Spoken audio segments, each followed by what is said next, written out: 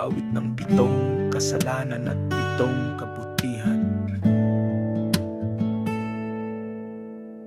Pagmamalaki, bundok na mataas, sariling dangal Diyos ay nilalampas. Ngunit sa dulo pagkawasak ang hantungan, walang kapayapaan, tanging kapaitan.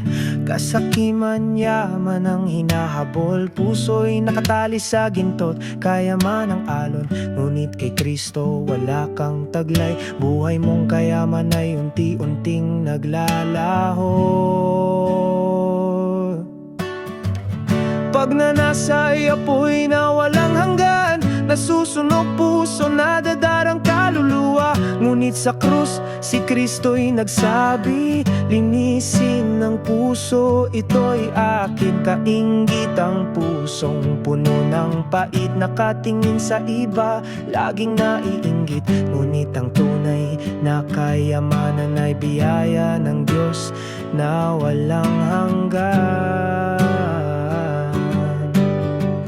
Katakawan tiyan ang naging Diyos, kaluluwa'y gutom, puso'y nauupos. Ngunit kay Kristo tinapay ng buhay, busog ang kaluluwa, kailan may di mawalay. Puot na nag-aalab, galit na sunog, wasak ang kapatiran, dugo'y tumutulo. Ngunit ang pag-ibig ni Kristo'y tahimik, puso'y pinapatawad, sugat ay humihilom. Katamaran, oras ay sinasayang, butil ng buhay di mo inaalagaan. Ngunit sa Diyos kasipagan ay liwanag, paglilingkod mo'y gantimpalang tapat.